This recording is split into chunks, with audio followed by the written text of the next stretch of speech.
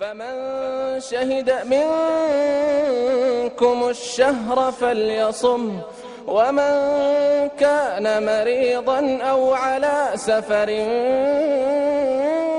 فعدة من أيام أخرى. السلام علیکم ورحمۃ اللہ وبرکاتہ شیخنا. وعلیکم السلام ورحمۃ اللہ وبرکاتہ. حیاکم اللہ بھیاکم شیخ. اللہ حییکم وبارک فیکم. شیخ آپ کے آنے سے ہمارا زوم پروگرام بالکل حرکت میں آ جاتا ہے. بارک اللہ فیکم، بارک اللہ فیکم. جزاک اللہ خیر شیخ.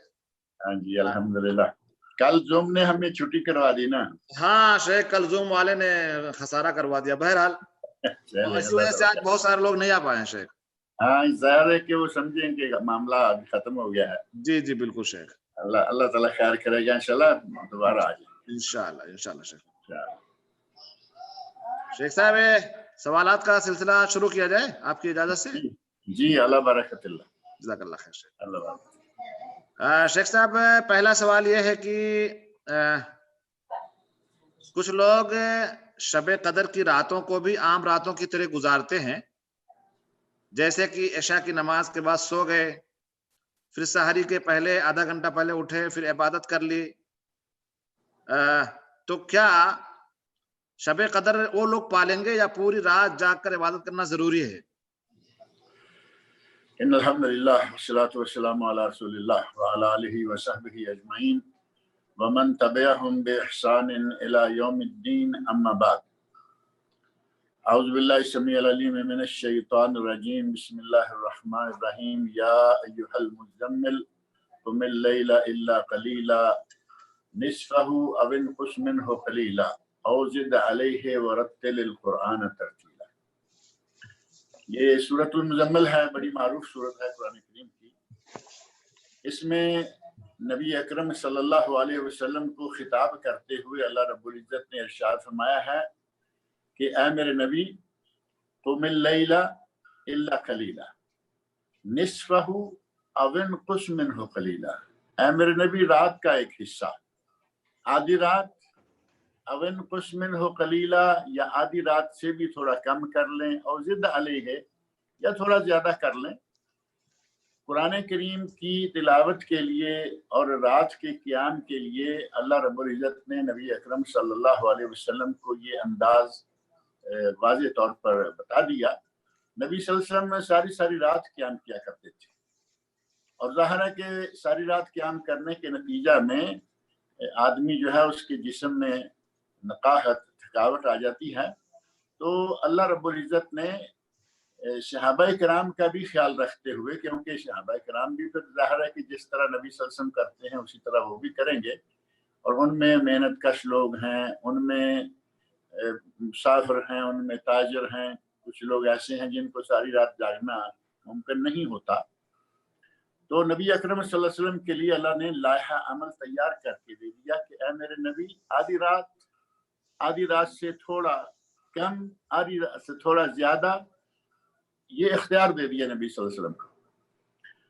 تو اس سے ہم لیلۃ القدر کے جاگنے کا اندازہ لگا سکتے ہیں کہ اگر کوئی صرف عشاء کی نماز پڑھتا ہے اور آدھا گھنٹہ بعد میں پھر سحری سے پہلے عبادت کر لیتا ہے تو اس نے آدھی بھی نہیں، آدھی سے تھوڑی کم بھی نہیں، اس نے بالکل کم کیا. یہ تو واضح بات ہے نا، اس نے بالکل ہی کم کیا. آدھی رات اگر مثال کے طور پر آج کل ہم 6 بجے سے لے کے صبح 5 بجے تک لیتے ہیں تو 10-11 گھنٹے بنتے ہیں، یا 10 کر لیں آپ، 12 بھی چھوڑ دیں. 10 گھنٹے رات میں سے اگر کوئی آدمی 2 گھنٹے جاگ لیتا ہے تو وہ نہ آدھی ہوئی نہ آدھی سے کم ہوئی، بلکہ وہ تو آدھی سے کوئی جا کے چوتھا پانچواں حصہ بنتی ہے. لہذا لیلۃ القدر کو ابھی پانے کی راتیں الحمدللہ باقی ہیں، ابھی 27 ہے، پھر 29 ہے. تو ہمارے بھائیوں کو، بہنوں کو، جو لوگ لیلۃ القدر کو پانا چاہتے ہیں انہیں چاہیے کہ رات کا کم از کم، اگر رات کا نصف سے نصفہ او انقص منہ قلیلا او زد علیہ، یہاں جو او زد علیہ ہے یہ تو نبی صلی اللہ علیہ وسلم کو عام حالات میں معمول کے مطابق روزانہ کی جو آپ کی قیام اللیل یا روزانہ کی آپ کی رات تھی، نماز تھی، یہ اس کا انداز اللہ نے بتایا۔ تو ہمیں جب لیلۃ القدر کو پانا ہے تو ظاہر ہے کہ آدھی نہیں بلکہ ہمیں آدھی سے تھوڑا زیادہ کرنا چاہیے، اور آدھی سے جب زیادہ ہوگا تو عرب لوگوں کا یہاں ایک قاعدہ معروف ہے، للاکثر حکم الکل، یعنی اگر آدھے سے زیادہ کوئی چیز ہو جائے تو وہ کل کے حکم میں آ جاتی ہے، یعنی گویا کہ وہ آدمی ساری رات جاگا، لیکن جسم کا تھوڑا حق ادا کرنا چاہتا ہے تو وہ کر سکتا ہے، یعنی مکمل رات جاگنے کی بجائے وہ آدھی پونی، جیسے کہتے ہیں آدھی پونی، آدھی سے تھوڑی زیادہ، اور کبھی آدھی باقی۔ ابھی دیکھیں یہ جو لیالی اوتار ہیں رمضان المبارک کے آخری عشرہ کی، یہ جو 5 راتیں ہیں، ان 5 راتوں کے علاوہ عشرہ اخیر میں 5 راتیں اور بھی ہیں۔ وہ جو دوسری جفت 5 راتیں ہیں، شفع 5 راتیں ہیں، 22، 24، 26، 28، 30، ان راتوں میں اگر آدھی سے تھوڑا کم کر لے کوئی حرج نہیں ہے۔ اور یہ جو خاص اوتار ہیں، وتر راتیں جو ہیں 21، 23، 25، 27، 29، ان میں آدھے سے تھوڑا زیادہ کر لے تو یہ زیادہ بہتر رہے گا لیلۃ القدر کو پانے کے لیے۔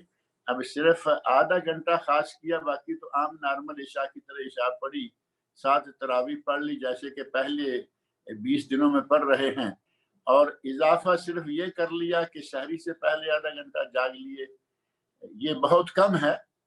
اللہ رب العزت عطا کرے ان کو جو ایسا کرتے رہے ہیں، کرتے آ رہے ہیں، لیکن یہ انداز جو ہے یہ بہت ہی تھوڑی عبادت کا ہے۔ نبی اکرم صلی اللہ علیہ وسلم کو آدھی رات، آدھی سے قریب تھوڑی، یعنی آدھی یا کم و بیش، آدھی رات یا کم و بیش، تھوڑی کم تھوڑی زیادہ، اتنا ہونا چاہیے کہ آدمی کچھ اللہ کے سامنے قیام کرے، تھوڑا جاگ لے، قیام کر لے، تلاوت کر لے، ذکر اذکار کر لے، دعائیں مانگ لے، تو انشاءاللہ تعالی وہ لیلۃ القدر کو پانے والوں میں سے ہو جائے گا باذن اللہ تعالی۔ احسن اللہ علیکم شیخنا، بارک اللہ فیکم۔ شیخ ایک سوال ہے کہ کچھ لوگ کہتے ہیں کہ جب نماز میں ہم کھڑے ہوتے ہیں صف میں تو امام کے پیچھے لیفٹ سائڈ سے زیادہ آدمی کو رائٹ سائڈ میں ہونا چاہیے، یعنی بنسبت لیفٹ سائڈ کے رائٹ سائڈ میں زیادہ ہونا چاہیے، اور زیادہ لیفٹ سائڈ کے بنسبت رائٹ سائڈ میں کھڑے ہونے میں زیادہ اجر بھی ملتا ہے۔ یہ کہنے کو تو ظاہر ہے کہ لوگ کہتے ہیں جو ہونا چاہیے، جبکہ اس میں تو کوئی شک نہیں کہ امام کی دائیں طرف والے جو ہیں وہ سلام کے پہلے مستحق ہو جاتے ہیں۔ جب امام کہتا ہے السلام علیکم ورحمۃ اللہ، تو ظاہر ہے کہ السلام علیکم ورحمۃ اللہ میں دائیں طرف والے پہلے آ گئے، تو کیا بائیں طرف والوں کو سلام نہیں ہوگا؟ السلام علیکم ورحمۃ اللہ بائیں طرف والوں کو بھی۔ اب پہلے اور پیچھے کا جو فرق ہے یہ تو ہو گیا، اور امام کے لیے یہ بھی ہے کہ کبھی کبھی وہ السلام علیکم ورحمۃ اللہ وبرکاتہ دائیں طرف کہے، تو اس میں آ کے ان کا تھوڑا سا فرق جو ہے ہو جاتا ہے۔ لیکن ایک روایت ہے، اگرچہ اس روایت پر کلام ہے، وسط الامام، امام کو اپنے وسط میں رکھو۔ اس روایت سے صف بندی کا انداز معلوم ہوتا ہے۔ مان لیا کہ اس پہ کلام ہے، مان لیا کہ اس کی روایت جو ہے وہ اس قوت والی نہیں ہے، لیکن یہ بتاتی ہے کہ امام اور مقتدیوں کو کیسے رہنا چاہیے۔ اب سبقت لینے، اجر زیادہ حاصل کرنے، سلام کی پہل حاصل کرنے کے لیے دائیں طرف جو ہے وہ آخری کنارے تک، دیوار تک پہنچی ہوئی ہو، اور بائیں طرف 2-3 آدمی کھڑے ہوں، تو یہ طریقہ بھی تو اچھا نہیں لگتا نا۔ جماعت اور صف بندی میں بیلنس ہو۔ یہ امام صاحب ہیں، ان کی دائیں بائیں طرف بڑھتے چلے جائیے، اگر گنجائش ہے دائیں طرف تو دائیں طرف جائیے، لیکن اگر آپ اندر داخل ہوئے مسجد کے اور دیکھا کہ پہلے ہی دائیں طرف والے لوگ زیادہ ہیں، تو آپ محض اس اجر کی خاطر صف خراب نہ کریں، بائیں طرف آئیں، اور دونوں اطراف کو جب فل کریں گے تو پھر دوسری صف کی باری آئے گی۔ تو اس طرح تو پھر اس کا معنی یہ ہوگا کہ پہلی صف والے جو ہیں وہ ادھر مکمل کر گئے، اس طرف 2-3 آدمی ہیں، اور جو اسی خواہش اور اسی فضیلت کو پانے کے چکر میں ہوں وہ کہیں کہ ہم اس جگہ خالی جگہ پہ کھڑے ہونے کی بجائے امام کے پیچھے دائیں طرف ہی کھڑے ہوتے ہیں، تو اس طرح پھر صف جو ہے وہ صحیح نہیں رہے گی، صف بندی صحیح نہیں رہے گی۔ یہ صحیح ہے کہ دائیں طرف کی فضیلت ہے، اور دائیں طرف والوں کو سلام پہلے جاتا ہے، کبھی کبھی برکات بھی جاتا ہے، لیکن یہ کہ صف بندی کا خیال کرتے ہوئے دونوں طرف امام کو اپنے وسط میں رکھنا چاہیے۔ حسن اللہ علیکم شیخ، بارک اللہ فیکم۔ یہاں پہ ایک سوال آیا ہے، کوئی پتہ نہیں خاتون کی طرف سے ہے کہ کہاں سے ہے، وہ کہہ رہے ہیں کہ ایک عورت نے غصے کی حالت میں اپنے شوہر سے خلا لے لیا، اور خلا لے کر تقریباً 1.5-2 ماہ ہو گئے، اور ابھی تک انہوں نے رجوع نہیں کیا ہے۔ اب وہ عورت پھر سے اسی شوہر کے ساتھ زندگی بسر کرنا چاہ رہی ہے، تو کیا وہ اس مرد کے ساتھ دوبارہ زندگی بسر کر سکتی ہے یا نہیں؟ جبکہ ان دونوں سے 4 بچے بھی ہیں۔ آپ سے گزارش ہے کہ اس مسئلے کا حل بتائیں۔ جہاں تک تعلق ہے غصے میں خلا لے لیں کا، ظاہر ہے کہ میاں بیوی میں غصہ تو آتا ہی ہے کبھی نہ کبھی، کسی نہ کسی موقع پر۔ یہ تو معاملات ایسے ہیں کہ اللہ کے نبی صلی اللہ علیہ وسلم کے گھر میں بھی یہ آ گئے۔ ام المومنین حضرت عائشہ رضی اللہ عنہا جو نبی صلی اللہ علیہ وسلم کی سب سے پیاری بیوی شمار ہوتی ہیں سب بیویوں میں سے، اور ان کے فضائل، ان کے لیے اللہ رب العزت کی طرف سے سلام، حضرت خدیجہ رضی اللہ عنہا اور ام المومنین عائشہ رضی اللہ عنہا، یہ ساری چیزیں اپنی جگہ، لیکن کبھی کبھی حضرت عائشہ بھی غصے ہو جایا کرتی تھی۔ نبی اکرم صلی اللہ علیہ وسلم نے فرمایا نا، عائشہ جب تم ناراض ہوتی ہو تو مجھے پتہ چل جاتا ہے۔ حضرت عائشہ رضی اللہ عنہا فرماتی ہیں کہ یا رسول اللہ وہ کیسے؟ کہا جب تم میرے ساتھ نارمل ہوتی ہو، خوش ہوتی ہو، تو کہتی ہو ورب محمد، مجھے محمد کے رب کی قسم ہے صلی اللہ علیہ وسلم، اور جب کبھی تم ناراض ہوتی ہو دل سے تو تم کہتی ہو رب ابراہیم، مجھے ابراہیم علیہ السلام کے رب کی قسم ہے۔ تو میں سمجھ جاتا ہوں کہ ہمارے گھر والے اب ناراض ہیں۔ تو حضرت عائشہ رضی اللہ عنہ فرماتی ہیں کہ یا رسول اللہ میں بھی صرف نام ہی تو چھوڑتی ہوں نا، آپ کا ساتھ نہیں چھوڑتی، نام صرف چھوڑتی۔ تو جب اتنے مقدس گھر، اتنے پاک باز مقام پر اور اتنے پاک باز لوگوں میں بھی کبھی کبھی تھوڑا بہت ایسا ہو جاتا ہے، تو ظاہر ہے کہ ہمارے گھروں میں بھی تو یہ نارمل سی بات ہے کہ ہو جاتا ہے۔ اب یہ بھی تو نہیں ہے نا کہ ذرا ناراضگی ہوئی اور کہا کہ خلا دو، اور شوہر ذرا ناراض ہوا تو طلاق دے دی، اور ایسا بہت ہوتا رہتا ہے، بہت سارے واقعات میں ایسے رونما ہوتے رہتے ہیں۔ بہرحال خواتین کو بھی بہت سوچ سمجھ کر وہ قدم اٹھانا چاہیے، اور مردوں کو بھی، طلاق دیتے ہوئے مردوں کو، خلا لیتے ہوئے عورتوں کو۔ نبی صلی اللہ علیہ وسلم نے دونوں کے بارے میں بڑی تعلیمات ہمیں مہیا کی ہیں کہ بلا وجہ ایسے ہی طلاق مانگنے والی، خلا لینے والی عورت جو ہے، اس کو، وہ گناہگار عورت ہے، اس کو ایسا نہیں کرنا چاہیے۔ اب صورتحال جو ان کی ہے وہ واقع ہو چکی ہے، یعنی یہ تو خلا لے چکی، بقول ان کے مہینہ 2 گزر گئے ہیں، خلا لے چکی، اور اب وہ دوبارہ مل کر، بچوں کی مجبوری آ گئی یا کوئی دوسری وجہ بھی بن سکتی ہے، اب وہ مل کر باہم اکٹھے رہتے ہوئے زندگی گزارنا چاہتے ہیں، تو اس کے لیے پہلی بات یہ کہ جو لفظ انہوں نے کہا نا کہ کیا رجوع نہیں کیا یا رجوع کر سکتے ہیں، یہ اب رجوع تو ہوتا نہیں خلا میں۔ پہلی بات یہ ہے کہ خلا میں رجوع نہیں ہوتا۔ شوہر طلاق دے تو شوہر رجوع کر سکتا ہے 3 مہینے یا 3 حیض پیریڈ حسب حالت۔ یہ 3 مہینے جو عموماً کہا جاتا ہے، یہ ہر حال میں 3 مہینے نہیں ہوتے، یہ مختلف شکلیں ہیں۔ اگر کوئی عورت بڑی عمر کی ہو گئی اور منتھلی مینسز ختم ہو گئے، رک گئے، اس کے 3 مہینے ہیں۔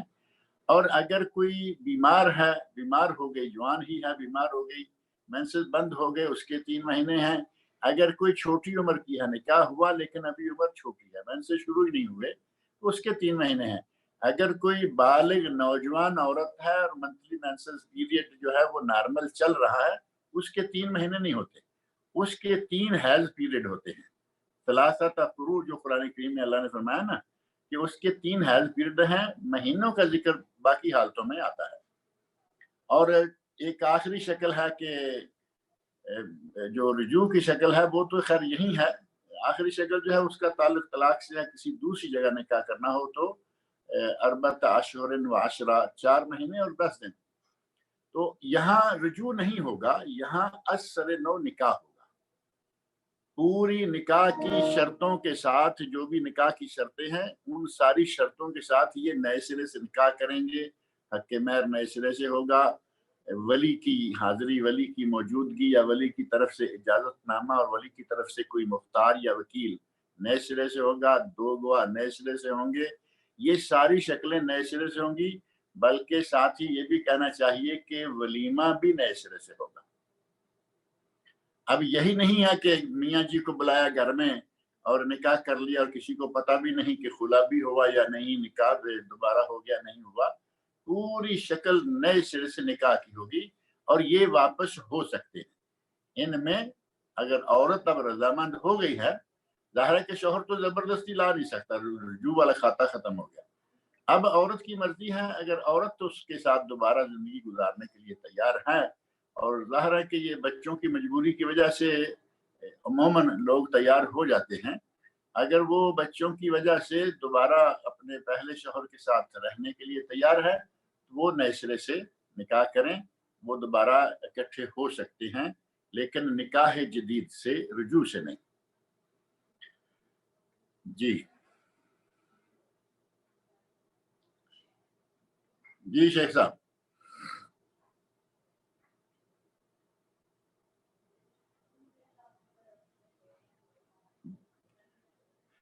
میرا خیال ہے آپ نے اپنا مائک بند کر رکھا۔ ہاں سوری، میں وہ سوال سائل نے پوچھا کہ کیا خلا کے لیے بھی کوئی عدت ہے، کہ مطلب وہ خلا کے لیے کوئی عدت نہیں ہے، جی عدت طلاق کے لیے۔ جی جی شیخ صاحب ایک سوال ہے کہ سوال پوچھنے والے نے پوچھا ہے کہ اگر کوئی عورت ہے جو اپنے گھر میں رہتی ہیں اور انہوں نے ایسا کپڑا پہنا ہوا ہے کہ ان کے جسم کے بناوٹ ظاہر ہو رہے ہیں، مطلب چست کپڑا ان کا ہے، تو کیا جیسے چوڑی دار پیجامہ ہے، لیگیز وغیرہ جو آج کل جو فیشن چل رہے ہیں لیڈیز کے، تو کیا اس میں یہ پہننا درست ہے یا نہیں درست ہے، اور اگر درست ہے تو کیا اس کپڑے کو پہن کر کے نماز ادا کر سکتی ہیں کہ نہیں کر سکتی ہیں، اور یہ پہن کر کپڑا اپنے محرم کے ساتھ جا سکتی ہیں کہ نہیں جا سکتی ہیں، اس کے بارے میں ذرا وضاحت طلب ہے۔ کپڑے کے سلسلہ میں، کپڑوں کے سلسلہ میں، لباس کے سلسلہ میں اسلام نے بڑی وسعت دکھائی ہے، کوئی ایسی پابندیاں نہیں لگائیں کہ جن پابندیوں کے نتیجہ میں مرد یا عورت وہ کوئی قید و بند میں مبتلا ہو جائیں، لیکن خواتین کے لیے بطور خاص جو پابندیاں ہیں گھر سے نکلنے کی، یعنی گھر کے اندر رہتے ہوئے اگر وہ اپنے شوہر کے ساتھ ہے کوئی ایسی پابندی نہیں ہے، اس کے اپنے محرم ہیں کوئی پابندی نہیں ہے، محرم کی موجودگی میں اس کا سر ننگا ہو سکتا ہے، اس کی گردن ننگی ہو سکتی ہے، اس کی پنڈلیاں ننگی ہو سکتی ہیں، یہ محرم کی موجودگی میں ہے۔ لیکن اگر وہ گھر سے باہر نکلنا چاہتی ہیں، اب ظاہر ہے کہ باہر تو محرم نہیں ہے نا، باہر تو غیر محرم ہے سارے، باہر نکلنے کے لیے اسے جو کپڑا استعمال کرنا ہوگا، اور اسی طرح نماز پڑھنے کے لیے جو کپڑا استعمال کرنا ہوگا، اس کپڑے کی صفات میں سے ایک صفت یہ ہونی چاہیے کہ وہ کپڑا ڈھیلا ڈھالا ہو۔ ڈھیلا ڈھالا کپڑا ہوگا تو ظاہر ہے کہ وہ اس کے جسم کی چغلی نہیں کھائے گا کہ یہ کتنی موٹی ہے، کتنے اس کے کیا اعضاء کیسے ہیں، کتنے ہیں، یہ نہیں ہوگا، بلکہ اس کے جسم کو وہ کپڑا چھپائے ہوئے ہوگا۔ ایک یہ کہ ڈھیلا ڈھالا کھلا ہو، اور دوسرا یہ کہ وہ کپڑا اتنا موٹا ہو کہ اس کے نیچے چمڑی کا رنگ نظر نہ آئے، یعنی کپڑا ایسا ہو کہ اس کے اندر سے جسم کا رنگ کالا ہے، سفید ہے، کچھ ہے، چمڑی کا رنگ نظر نہ آئے۔ یہ دو چیزیں بطور خاص ایسی ہیں کہ عورت کے لباس میں ہونی چاہیے، اور اگر ان دونوں میں سے کوئی ایک بھی نہیں ہے وہ عورت باہر نہیں جا سکتی۔ اپنے محرم کے پاس ہے بات الگ ہے، اپنے شوہر کے پاس ہے تو بالکل ہی الگ ہے۔ شوہر کے بارے میں تو اللہ تعالیٰ فرمایا نا، ہننا لباس اللہ وانتم لباس اللہ ہن، وہاں تو مسئلہ ہی کوئی ایسا نہیں۔ لیکن اپنے محرم ہیں، اپنی اولاد ہی کیوں نہ ہو، اپنے سگے بھائی کیوں نہ ہو، ان کی موجودگی میں بھی عورت کو باحشمت لباس میں ہونا چاہیے، جو بالکل ننگ درنگ یا اوریانی ٹائپ لباس ہے، وہ بھائیوں کے سامنے، جوان بیٹوں کے سامنے بھی نہیں ہونا چاہیے، کیونکہ آج کے دور نے، موجودہ دور میں اور موجودہ میڈیا نے بچوں کو بھی جوان کر دیا ہوا ہے۔ یہ ساری دنیا جانتی ہے کہ اس عمر میں آج کل، جس عمر میں آج کل کے بچے بھی بالغ ہیں، پہلے ایسے نہیں ہوا کرتا تھا. ابھی میڈیا نے اور ان چیزوں نے آ کے تو بچوں کو بھی بالغ کر دیا. بچے تو بہت تھوڑی عمر میں رہتے ہیں، ورنہ جلدی ہی وہ سمجھنا شروع ہو جاتے ہیں. تو ایسے میں عورت کو گھر کے اندر بھی محترم لباس رکھنا چاہیے، لیکن چھوٹ ہے کافی چیزوں میں. سر کے بال ننگے ہو گئے، سر ننگا ہو گیا، بازو بھی ننگے کندھوں تک ہو گئے، کوئی بات نہیں، گھٹنوں تک پنڈلیاں بھی ننگی ہو گئیں. اب مسئلہ ہے باہر جانے کا. چوڑی پاجامہ جو آپ بتا رہے ہیں، چوڑی پاجامہ، اور اس کو دوسرے لفظوں میں آپ پتلون کہہ لیں یا پینٹ شرٹ جو ہے. آج کل عورتیں پینٹ شرٹ پہنتی ہیں اور بہت زیادہ یہ پہنی جا رہی ہے. پینٹ شرٹ جو ہے یہ عورت کے جسم کا پتہ دیتی ہے کہ یہ ٹانگ ادھر ہے اور یہ ٹانگ ادھر ہے. کم از کم اتنا تو پتہ ہے نا. جو جسم کے اعضاء کا پتہ دے وہ لباس استعمال کرنا جائز نہیں ہے. اور پتلون جو ہے یہ تو کھلے پائچے والی بھی ہو سکتی ہے، اگرچہ آج کل پتلون کا کپڑا بھی سٹرچ نکل آیا کہ وہ بھی خواتین ایسا کپڑا استعمال کرتی ہیں کہ وہ جتنی ہے اتنا ہی اس کے اوپر کپڑا جو ہے چمک جاتا ہے. وہ یہ نہیں پتہ چلتا کہ یہ اوپر کپڑا ہے یا ٹانگوں کے اوپر رنگ کیا ہوا ہے. اس طرح کا لباس پہننا جو ہے اس کو جائز قرار نہیں دیا گیا. سعودی عرب کے مفتی اعظم شیخ الاسلام علامہ ابن باز رحمۃ اللہ علیہ نے باقاعدہ اس سلسلہ میں ایک فتویٰ نشر کیا ہے. ظاہر ہے کہ اب تو فوت ہو چکے ہیں رحمۃ اللہ علیہ. انہوں نے ایک فتویٰ دیا تھا جس میں انہوں نے پتلون کے استعمال کو عورتوں کے لیے ناجائز قرار دیا تھا.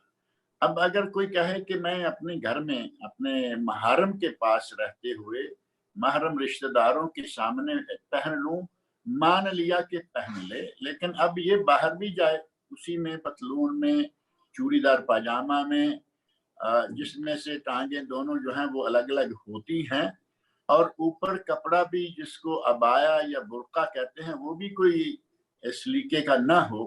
پتہ چلے باقاعدہ کہ یہ عورت جو ہے پتلون پہنے ہوئے ہے یا چوڑی دار پاجامہ پہنے ہوئے ہے.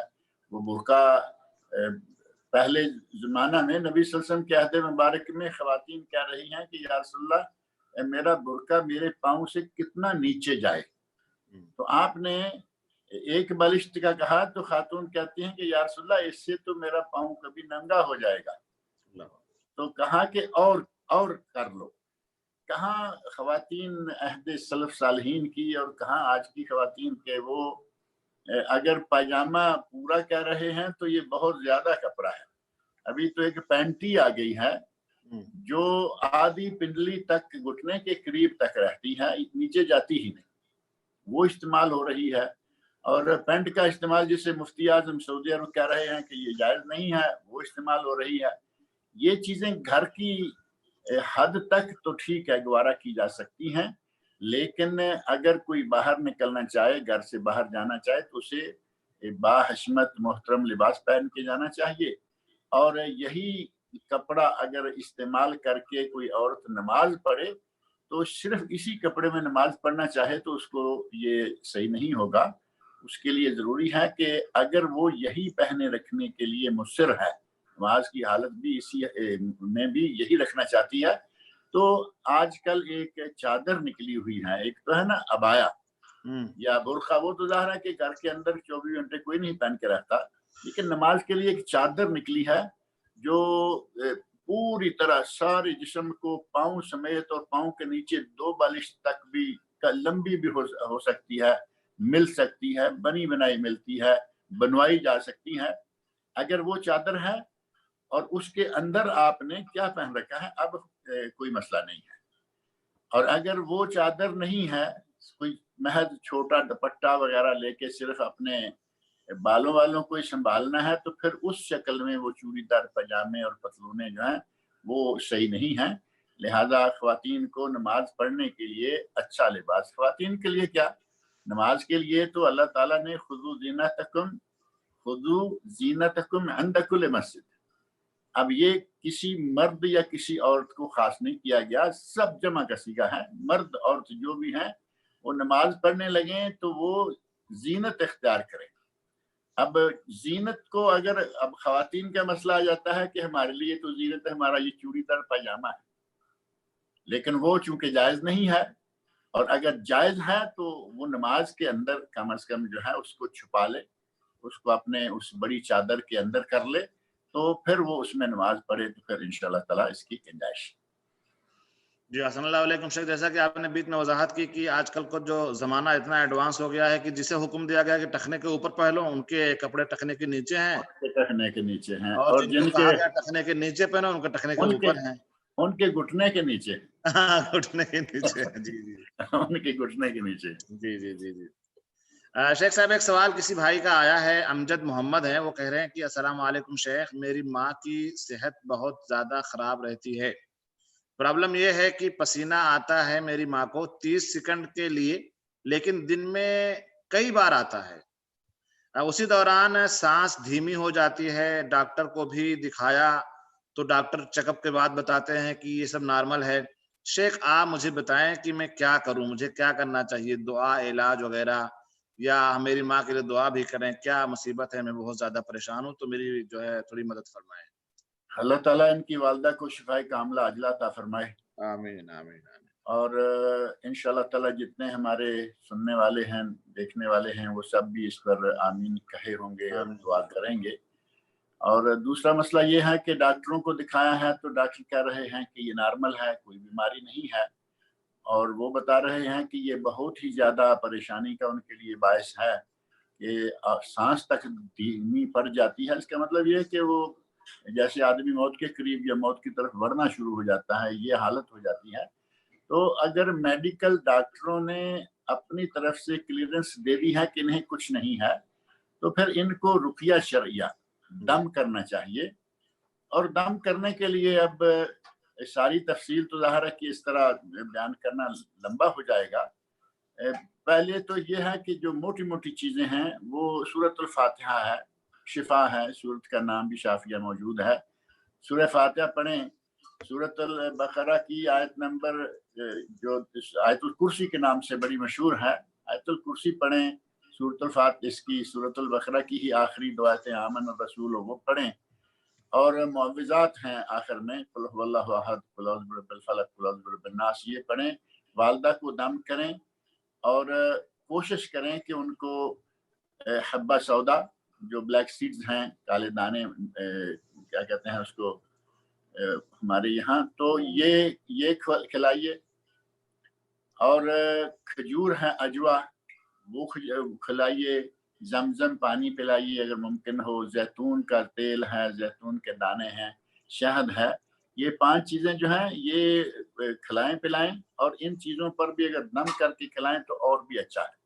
اللہ تعالیٰ ان کی والدہ کو شفا دے، اور اگر کچھ تفصیلی رقیہ اگر یہ چاہیں تو وہ ہم ان کو مہیا کر دیں گے انشاءاللہ، یہ ہمارے ساتھ رابطہ کر لیں پرسنل میں۔ جزاک اللہ خیر، جزاک اللہ۔ امجد محمد صاحب آپ شیخ صاحب سے رابطہ کریں، انشاءاللہ شیخ صاحب آپ کی مدد کریں گے اس تعلق سے۔ اللہ تعالیٰ ہم سارے لوگوں کو صحت و تندرستی سے نوازے، اور ہمارے جو والدین اگر بیمار ہیں یا کوئی اعزاء اقربا بیمار ہیں تو اللہ تبارک و تعالیٰ شفاء کل عطا فرمائے۔ تو امجد بھائی آپ شیخ صاحب سے رابطہ قائم کریں، اور شیخ صاحب میں بتاتا چلوں اپنے زوم کے ناظرین کو کہ یہ آپ کا جو پروگرام ہے وہ الاحسان یوٹیوب چینل پر لائیو چل رہا ہے، اور میں اپنے ناظرین کو جو الاحسان کو دیکھ رہے ہیں، میں آپ سے یہ کہوں گا کہ اگر ابھی تک آپ نے سبسکرائب نہیں کیا تو کر لیجئے، اور آپ اگر کوئی سوال کرنا چاہتے ہیں تو چیٹ میں لکھیں، میں انشاءاللہ شیخ صاحب سے آپ کے سوال پوچھوں گا، اور جواب آپ یوٹیوب چینل پر بیٹھ کر کے سن سکیں گے۔ اور یہی پروگرام جو ہے، یہی پروگرام زوم کے ساتھ ساتھ ہمارے فیس بک پر بھی لائیو جا رہا ہے۔ ہاں، یہی پروگرام زوم کے ساتھ ساتھ شیخ صاحب کے پیج پر بھی چل رہا ہے، تو آپ چاروں طرف سے اس کو جو ہے سن سکتے ہیں، اور میں یہی کہوں گا کہ آپ جہاں بھی سنیں ایسے پروگرام کو تو آپ شیئر کا بٹن دبانے میں بخل سے کام نہ لیں، کیونکہ یہ ہماری اور آپ کی ذمہ داری ہے، اور ہم کہیں نہ کہیں اس کے اندر بہت پیچھے ہیں۔ خراب چیزیں وہ چیزیں جس میں کہتا ہے شیطان کہہ رہے اس کو تم شیئر نہیں کرو گے تو مسلمان نہیں ہو، بلا تحقیق کے بٹن دباتے ہیں اور اتنے تیزی سے اس کو وائرل کرواتے ہیں، اور یہ چیزیں جہاں ہم سے گزارشیں کی جاتی ہیں، اس کے بارے فضیلتیں بیان کی جاتی ہیں، وہ ہم نہیں کر پاتے ہیں۔ بہرحال آج کل شیخ یہاں میں ایک تھوڑا سا بات عرض کر دوں، آج کل یہ سلسلہ شروع ہوا ہے پہلے شروع میں کہا کرتے تھے نا کہ اس پیپر کی 30 کاپیاں بانٹو ہاں جی تو تمہیں یہ اور وہ ہو جائے گا، اور اگر نہیں بانٹو گے تو تمہاری ٹانگ ٹوٹ جائے گی، سر پھوٹ جائے گا، یہ ہو جائے گی، تباہی مچ جائے گی۔ آج کل اسی طرح کا انداز جو ہے یہ بھی شروع ہوا ہے کہ یہ کر دو، یہ کر دو، اور ایک انداز چاہے بظاہر وہ چیز اچھی ہی کیوں نہ ہو، لیکن اس کے بھیجنے کا، سینڈ کرنے کا اور آگے لوگوں کو شیئر کرنے کا انداز انتہائی غیر اخلاقی قسم کا ہے۔ اس کے ساتھ یہ لکھ جاتا ہے کہ اگر تم مسلمان ہو، ہاں یہ لکھا جاتا ہے جی بالکل صحیح، اگر تم مسلمان ہو، کہیں لکھیں گے اگر تمہیں نبی صلی اللہ علیہ وسلم سے محبت۔ یہ کہاں کی باتیں ہیں؟ قرآن کریم کے بارے میں ایسا نہیں کہا گیا، تمہارے نسخوں کے بارے میں ایسا کون مانے گا؟ کم از کم اس طرح کی پابندیاں لگانے سے لوگوں کو بچنا چاہیے، اللہ سے ڈرنا چاہیے۔ کبھی کسی نے قرآن کریم کا صفحہ سامنے رکھا ہو اور کہا ہو کہ اس کو اگر تم مسلمان ہو تو اس کو پسند کرو، اس کو پڑھو، کبھی ایسا کوئی نہیں کہے گا۔ لیکن اپنے دیے ہوئے نسخے، اپنے دیے ہوئے ٹوٹکے، اور بعض چیزیں ایسی ہوتی ہیں کہ جن کا نہ سر نہ پاؤں، لیکن کہیں گے جی اگر تم مسلمان ہو تو جتنے تمہارے پاس کانٹیکٹس ہیں سب کو سینڈ کرو۔ بالکل۔ اب اس قسم کی شرط لگا کے اگلے کو پابند کرنا، ایک آدمی کے پاس یہ جو کنٹیکٹس ہیں وہ اتنے ہیں کہ اب تمہارا یہ میسج مان کر اگر وہ کام کرنا شروع کرے تو اس کو کئی گھنٹے چاہیے، کیا کرے گا وہ؟ تو اس طرح کی شرطیں نہیں لگانی چاہیے۔ جی، اور شیخ اس کے علاوہ یہ ظلم وہ لوگ یہ بھی کرتے ہیں کہ کوئی بھی عبارت لا کر کے لکھ دیں گے، بولیں گے کہ اللہ کے رسول صلی اللہ علیہ وسلم نے فرمایا ہے، جی، اور یہ بغیر سراسر اللہ تحقیق۔ کے رسول صلی اللہ علیہ وسلم کے اوپر تہمت تراشی ہے، الزام ہے، اور ایسے لوگوں کا ٹھکانہ تو آپ لوگ جانتے ہیں کہ من کذب علی متعمدا فَلْيَتَبَوَّأْ مَقْعَدَهُ مِنَ النَّارِ۔ اللہ کے نبی نے فرمایا کہ وہ اپنا ٹھکانہ جہنم بنا لے، جان بوجھ کر جو نبی صلی اللہ علیہ وسلم پر جھوٹ بولے۔ اب وہ کہیں گے جی ہم جان بوجھ کر نہیں، ہمیں تو لکھا ہوا ملا اور ہم نے اب لکھا ہوا کچھ بھی ملے گا تو آپ حدیث نبی سمجھ کے لوگوں کو سینڈ کر دیں گے۔ پہلے آپ اس کی تحقیق کر لیں۔ آپ کے دائیں بائیں اسلامک سینٹرز ہیں، کچھ لوگ آپ کے قریب ہیں، آپ سے پوچھیں، کچھ دیگر علماء ہیں ان سے پوچھیں کہ بھائی میں یہ چیز مجھے کسی نے سینڈ کرنے کے لیے کہا ہے، کیا میں یہ سینڈ کر سکتا ہوں یا نہیں کر سکتا، شیئر کر سکتا ہوں نہیں کر سکتا۔ بغیر تحقیق کے آگے پہنچاتے چل جائیں گے۔ کفا بالمرء کذبا، نبی صلی اللہ علیہ وسلم کا ارشاد ہے کفا بالمرء کذبا ان یحدث بکل ما سمع۔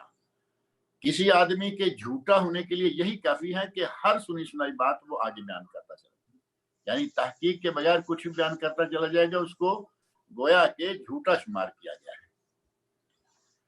اس کے علاوہ شیخ ہمارا مسئلہ یہ ہے کہ جیسے ہم دنیوی معاملات میں بہت زیادہ جاگرک ہیں، کہہ لیجیے کہ اگر کوئی شخص آئے اور کہہ دے کہ یہاں پہ دستخط کر دو، ہم بولیں کیوں کر دیں، کیا لکھا ہے، ہم اس کو پڑھا لیں گے، ہم اس کو دیکھ لیں گے، ہم سمجھ لیں گے تب کریں گے۔ تو یہاں چونکہ ہمارے اماؤنٹ کا مسئلہ کہ نکلنے والا ہے یا ہماری پراپرٹی کا مسئلہ ہے، تو ہم بہت زیادہ سترک ہیں، ہم ٹائم لیں گے ان سے، ہم 4 لوگوں کو پڑھائیں گے، 5 لوگوں کو پڑھائیں گے۔ جہاں مسئلہ قرآن اور حدیث کا ہوتا ہے تو وہ اس پہ آ کر کے بس شیئر کرتے ہوئے چلے جاتے ہیں، فوری طور پہ شیئر کیا گیا۔ جی۔ احسن اللہ علیکم شیخنا، بارک اللہ فیکم۔ شیخنا کسی ایک بھائی کا سوال ہے، کوئی لگتا ہے خاتون ہے، انہوں نے لکھا سورۃ توبہ میں بسم اللہ الرحمن الرحیم کیوں نہیں لکھا گیا ہے جبکہ اور سورتوں میں بسم اللہ الرحمن الرحیم کو لکھا گیا ہے، تو اس کی کیا وجہ ہے شیخ صاحب؟ اس سلسلہ میں پہلی بات تو یہ ہے کہ یہ اللہ رب العزت کا کلام ہے جی، اور نبی اکرم صلی اللہ علیہ وسلم پر نازل ہوا۔ نبی صلی اللہ علیہ وسلم اپنے صحابہ کو جب بھی قرآن کی کوئی آیت کوئی صورت نازل ہوتی تو فرمایا کرتے تھے کہ اس کو یہاں لکھو، اس کو وہاں لکھو، یعنی ترتیب جو ہے وہ پوری بتایا کرتے تھے۔ اب اگر اللہ رب العزت نے سورۃ توبہ کے ساتھ بسم اللہ نازل نہیں فرمائی اور نبی اکرم صلی اللہ علیہ وسلم نے بسم اللہ کے ساتھ سورۃ توبہ کے ساتھ بسم اللہ نہیں لکھوائی، اس کی وجوہات کیا ہیں یہ جاننا ہمارے لیے ضروری نہیں ہے، لیکن اتنا ضرور ہے کہ اہل علم نے یہ بات کہی ہے کہ سورۃ توبہ اور اس سے پہلے ہے سورۃ الانفال، ان دونوں صورتوں کا مضمون جو ہے وہ مسلسل چل رہا ہے، گویا کہ ایک ہی بات ہے جو مسلسل کہی جا رہی ہے۔ تو اس بنا پہ اس کے درمیان میں بسم اللہ نہیں، سورت کا نام بدل گیا، سورت نئی شروع ہو گئی براءۃ من اللہ یہاں سے، لیکن اس کے پہلے بسم اللہ نہیں ہے۔ تو اس کے مضمون کے ایک ہونے کی وجہ سے درمیان میں بسم اللہ نہیں، اور یہ بھی محض ایک سمجھیں کہ ہمارے سکون کا باعث ہے کہ ایک سبب ہمارے ہاتھ میں آ گیا کہ اس وجہ سے نہیں ہے، ورنہ یہ اللہ رب العزت کی حکمت مرضی، وہ کیا ہمارے لیے چاہتا تھا، یہاں اس نے کیوں یہ معاملہ بسم اللہ نہیں رکھی. لہذا یہ کوئی ایسی بات نہیں ہے، اس میں اتنا ہی کافی ہے کہ دونوں صورتوں کا مضمون ایک ہے، لہذا درمیان میں بسم اللہ جو ہے وہ شامل نہیں ہے. احسن اللہ علیکم شیخ. ایک طرح سے یہاں بسم اللہ شامل نہیں ہے تو اللہ رب العزت نے دوسرے مقام پر وہ کمی پوری کر دی. 114 صورتیں ہیں قرآن کریم میں، 114 مرتبہ بسم اللہ ہے. سورۃ النمل کے اندر جا کر شروع میں بھی ہے اور اندر بھی ہے.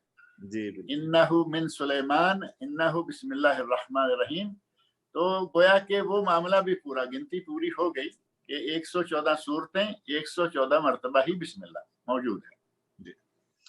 احسن اللہ علیہ، بارک اللہ فیکم شیخ. ایک ہمارے ناظرین ہیں الاحسان یوٹیوب چینل کے، تو ان کا سوال آیا ہوا ہے کہ شیخ ہمارے یہاں کی جو لیڈیز اور عورتیں آج کل بیوٹی پارلر میں جاتی ہیں اور وہاں فیشیل کرواتی ہیں، یعنی چہرہ بنواتی ہیں، اس میں بھویں ہیں، بہت ساری چیزیں ہیں، تو کیا یہ درست ہے یا نہیں؟ اگر شوہر نے اجازت دی ہو تو؟ نبی اکرم صلی اللہ علیہ وسلم کا ارشاد گرامی ہے، لا طاعت لمخلوق فی معصیت الخالق. اگر خالق کی نافرمانی ہوتی ہو تو مخلوق کی اطاعت نہیں ہے. یعنی مخلوق میں سے شوہر ہو، ماں باپ ہوں، استاد ہو، یہی ہے نا محترم لوگ ہمارے. شوہر ہے، ماں باپ ہیں، استاد ہے، چاہے دنیا کا کوئی بھی شخص ہو، اگر اللہ کی نافرمانی ہو رہی ہو تو مخلوق میں سے کسی کی بات ماننے کی اجازت نہیں ہے. اور شوہر اگر اجازت دیتا ہے اور چیز غلط ہے، چیز ناجائز ہے، تو عورت کو یہ خود دیکھنا ہوگا کہ مجھے میرے شوہر نے تو اجازت دے دی ہے، کیا اللہ کی طرف سے، رسول اللہ صلی اللہ علیہ وسلم کی طرف سے بھی یہ اجازت ہے یا نہیں ہے. اگر رسول اللہ صلی اللہ علیہ وسلم کی طرف سے بھی اجازت ہے الحمدللہ، اور اگر رسول اللہ صلی اللہ علیہ وسلم کی طرف سے ممانت ہے تو شوہر اجازت دے یا نہ دے، اس عمل کا اختیار کرنا جائز نہیں ہے. نبی صلی اللہ علیہ وسلم نے لعنت فرمائی ہے بموں کو چھوٹی بڑی لمبی چوڑی کرانے والی عورت پر. نبی صلی اللہ علیہ وسلم نے لعنت فرمائی ہے اپنے سر کے بالوں کے ساتھ زائد بال، وگ وغیرہ لگانے والی عورتوں پر. نبی صلی اللہ علیہ وسلم نے لعنت فرمائی ہے اس عورت پر جو اپنے چہرے پر یا جسم کے کسی حصے پر کوئی نشان، کوئی چاند، کچھ نہ کچھ بدواتی ہے، اس پر لعنت فرمائی ہے. اور نبی صلی اللہ علیہ وسلم نے لعنت فرمائی ہے اس عورت پر جو اپنے دانتوں میں سوراخ کرواتی ہے حسن کے نظر سے. اور ان سب باتوں پر لعنت کیوں فرمائی گئی؟ کیونکہ شیطان نے اللہ رب العزت کے سامنے کہا تھا کہ میں تیرے بندوں کو بہکاؤں گا، انہیں آگے پیچھے دائیں پیچھے سے آؤں گا، ان کو بہکاؤں گا، ان کو یہاں تک لے آؤں گا کہ یہ تیری مخلوق کی تخلیق بدل دیں گے. مخلوق کی تخلیق بدلنا یعنی یہ بمیں چھوٹی ہیں، آپ ان کو کسی نہ کسی طریقے سے بڑی کر رہے ہیں. بمیں بڑی ہیں، چوڑی ہیں، آپ اس کو اوپر نیچے سے بال نکال کر باریک کر رہی ہیں. کبھی بہیں لمبی ہیں، ان کو چھوٹی کر رہی ہیں. تخلیق بدلی گئی نا، جو ساخت اللہ نے بنائی تھی وہ تبدیل کر دی گئی. اسی بنا پر یہ اتنا بڑا نبی اکرم صلی اللہ علیہ وسلم کی طرف سے یہ ہمارے لیے سمجھیں کہ اعلان ہے، وعید ہے ہمارے لیے کہ اگر کسی نے یہ کام کیے تو ان پر لعنت ہے.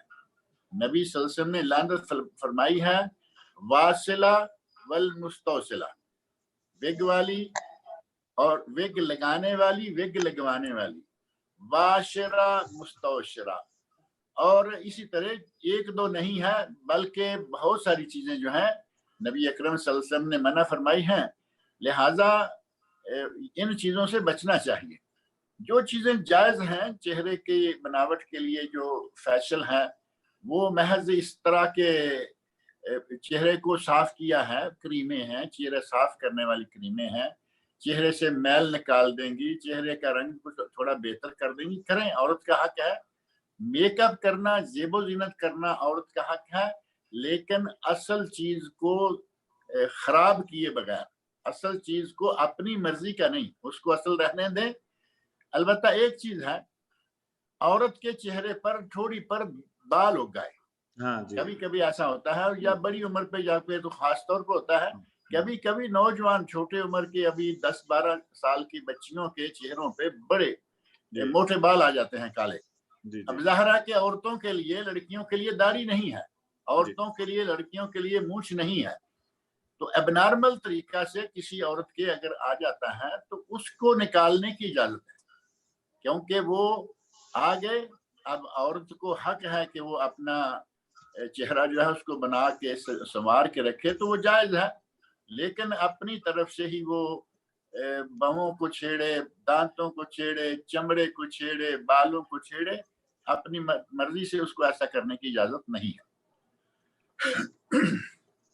دیکھیے آپ نے ابھی بتایا کہ عورتوں کے لیے داڑھی اور مونچھ نہیں ہے، تو یہ حکم تو مردوں نے لے لیا آج کل۔ ہاں الٹا ہو گیا۔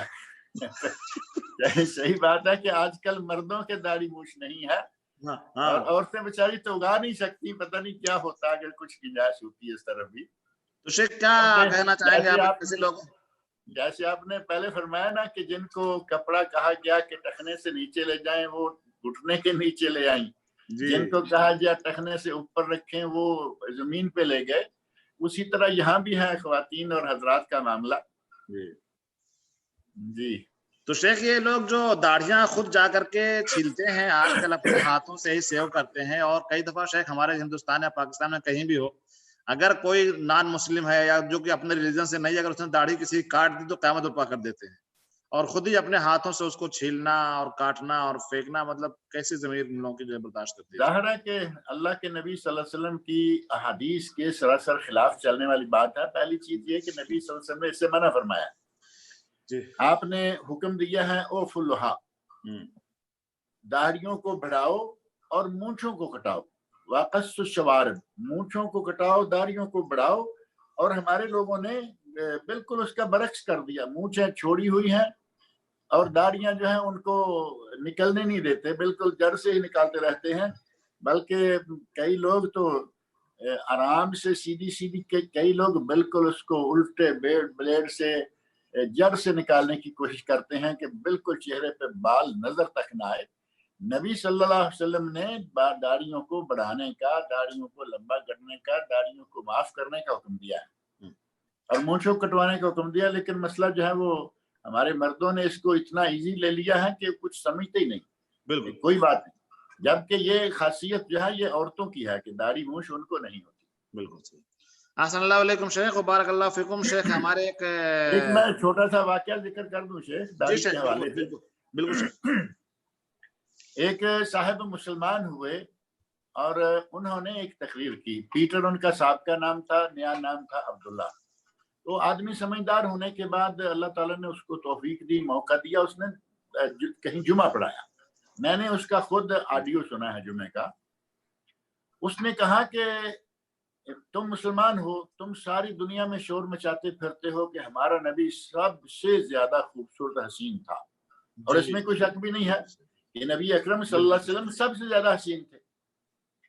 وہ بڑے بہترین انداز سے کہتا ہے کہ نبی تمہارا سب سے حسین، تمہارے یہ بلند بانگ دعوے، اور تمہارے نبی کے داڑھی تھی، تم منڈوا کر کون سا حسن حاصل کرنا چاہتے ہو؟ کتنی بہترین بات ہے کہ نو مسلم آ کے سمجھ کے کہہ رہا ہے کہ تمہارے نبی کے داڑھی تھی، اس کے باوجود وہ ساری دنیا سے زیادہ حسین، اور تم داڑھی منڈوا کے، مونچھیں نکلوا کے کس قسم کا حسن حاصل کرنا چاہتے ہو؟ تو اس نے بڑے بہترین انداز سے جھنجھوڑا لوگوں کو، داڑھی مونڈنے والوں کو اور داڑھی چھیلنے والوں کو۔ یہ نبی اکرم صلی اللہ علیہ وسلم کی سنت ہے، بلکہ سنت الانبیاء ہے۔ حضرت موسیٰ علیہ السلام کے واقعہ میں وہ حضرت ہارون علیہ السلام کے اپنے بھائی کے آ کے سر کے بالوں کو، داڑھی کے بالوں کو پکڑ لیتے ہیں نا، تو حضرت ہارون علیہ السلام کہتے ہیں کہ اے میرے مان جائے، اے میرے بھائی، میری داڑھی لا تاخذ براسی ولا لا تاخذ بلحیتی، ایک جگہ راس کا ذکر ہے، ایک جگہ دونوں کا ذکر ہے۔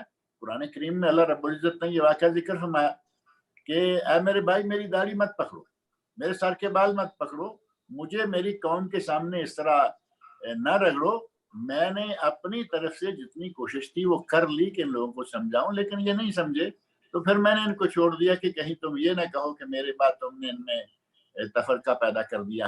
غرض یہ کہ ہارون علیہ السلام کے داڑھی تھی، انبیاء کرام کے داڑھی ہوا کرتی تھی۔ داڑھی فطرت ہے، انسان کی، مرد کی زینت ہے۔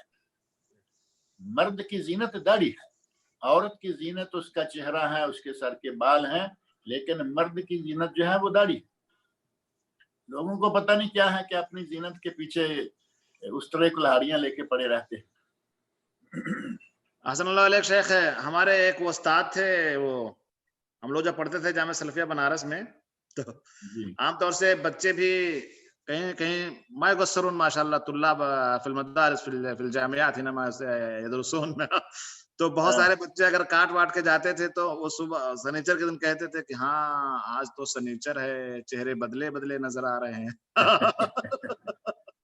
بدلے بدلے یعنی سنیچر تک پچھلے جمعرات میں تم کچھ کر کے آ گئے ہو۔ ہاں تو وہ تو بہت زیادہ کہہ دیا کرتے تھے کہ جب بچے جب پیدا ہوئے تھے تو ماں باپ خوش ہوئے تھے کہ لڑکا پیدا ہوا ہے، عقیقہ ہوا تھا اور دو عقیقہ ہوا تھا، اور آپ کیا کرنا چاہتے ہو؟ تو بہرحال اللہ تعالیٰ معاف کرے سب کو۔ اللہ تعالیٰ سب مسلمانوں کو یہ توفیق عطا فرمائے، مردوں کو، کہ وہ نبی اکرم صلی اللہ علیہ وسلم کی یہ سنت، یہ زینت اپنے پاس رکھیں۔ بالکل صحیح شیخ۔ شیخ صاحب ایک سوال ہمارے الحسان یوٹیوب چینل کے ویور ہیں، ان کا نام ہے نعیم راہی، وہ کہتے ہیں اگر کسی عورت کے پاس کوئی فائنینشیل سپورٹر نہیں ہے تو کیا وہ عورت نکالی ہوئی اس کی زکوٰۃ کے پیسے میں بچوں کے اسکول کے فیس وغیرہ ادا کر سکتی ہے، واضح رہے کہ اس کا ہسبینڈ کماتا نہیں ہے؟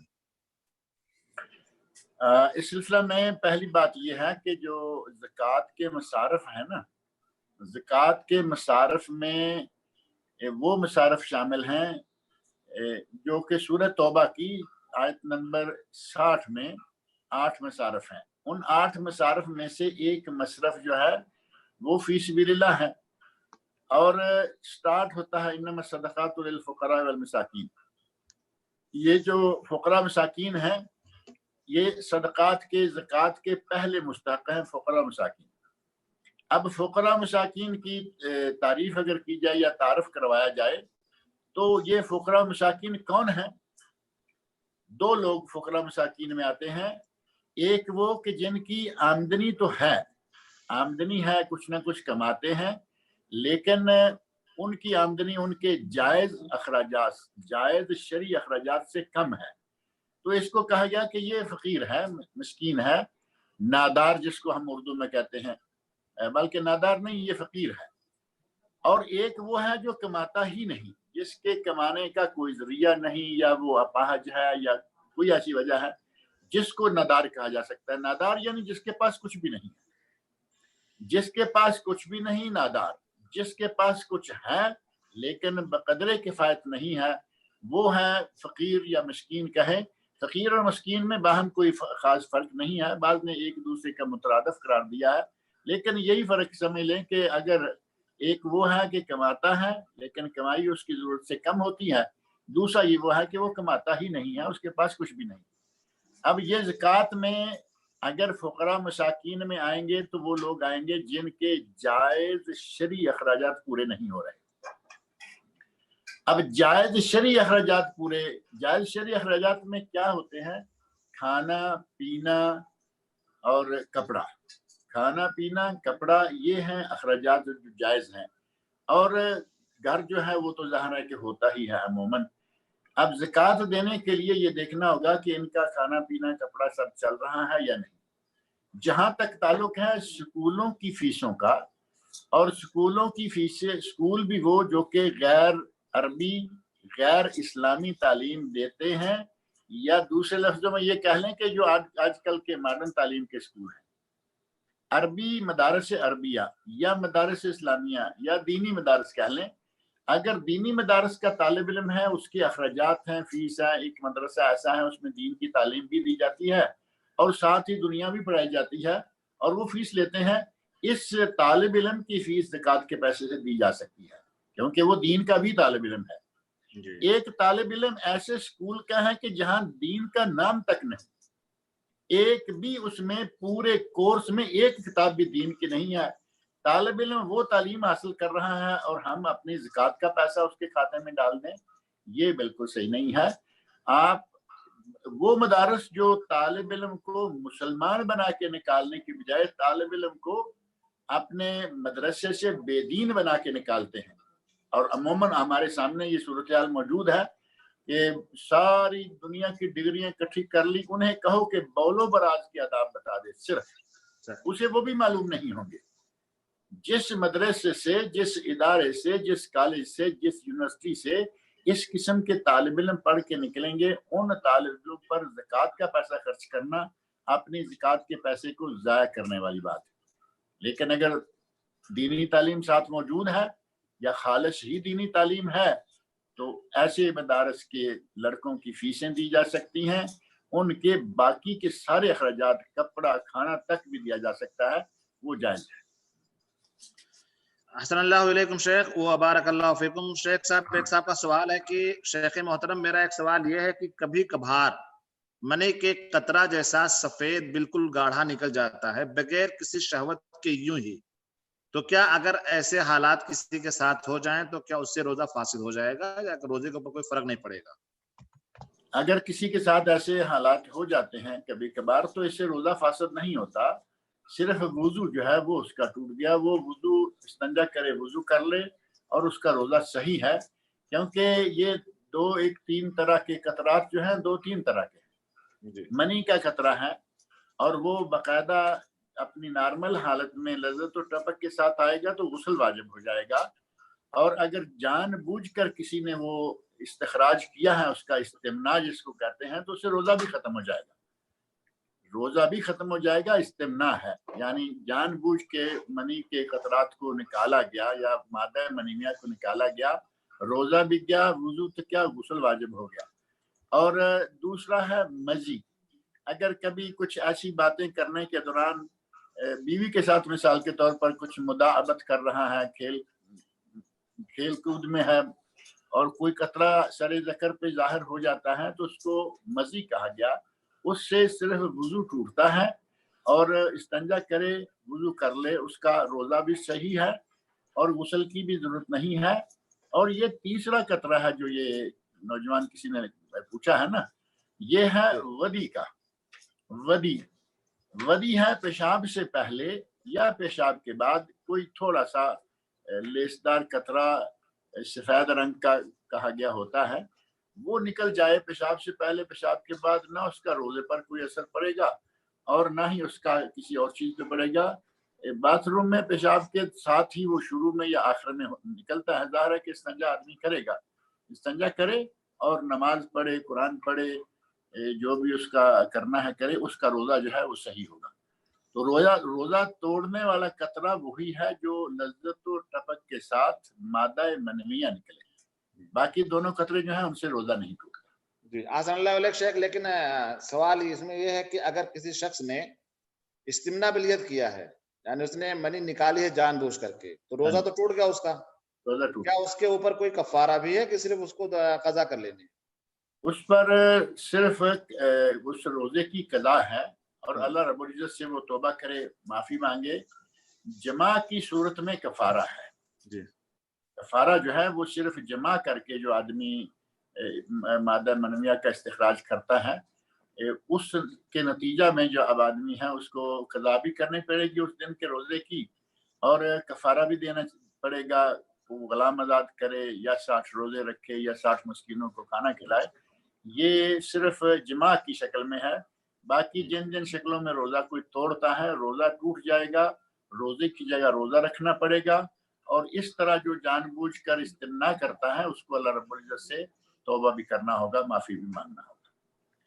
السلام علیکم شیخ, خاتون ہیں کوئی سمیہ خان ہیں, وہ کہہ رہے ہیں کہ اگر عورت سو رہی ہے اور دوپٹہ سر سے نہیں پہنا ہوا اس وجہ سے کہ سونے کے ٹائم میں خطرہ ہے کہ وہ کہیں گلے میں پھنس جائے یا اور کوئی مسئلہ ہو سکتا ہے ایسا, تو کہہ رہی ہیں کہ اگر رات میں ان کی آنکھ کھل جائے تو اس صورت میں کیا ذکر و اذکار کر سکتی ہیں, کوئی صورت پڑھ سکتی ہیں؟ کیونکہ ہمارے یہاں ایک ٹرینڈ چل چکا ہے شیخ کہ جب اذان ہو رہی ہوگی تو سر پہ دوپٹہ, اگر کہیں بیٹھی ہیں تو سر پہ دوپٹہ، باقی سر پہ دوپٹہ نہیں. جی اب یہ رجحان جو ہے یہ تو بڑا عجیب سا رجحان ہے نا کہ نماز بھی نہیں پڑھیں گی لیکن اذان سنتے دوپٹہ لے لیں گی. سبحان اللہ، کیا ادب ہے. یہ دوپٹے کا اتنا مقام ہے کہ نماز سے بھی بڑھ گیا.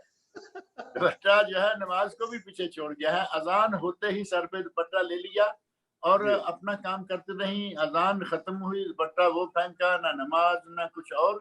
تو یہ جو کچھ ہمارے یہاں رواج بنتے جا رہے ہیں، بن چکے ہیں، عادات بن چکی ہیں، یہ عادات رواج سارے ایسے ہیں کہ جن کا کوئی سر پر اساس نہیں ہے.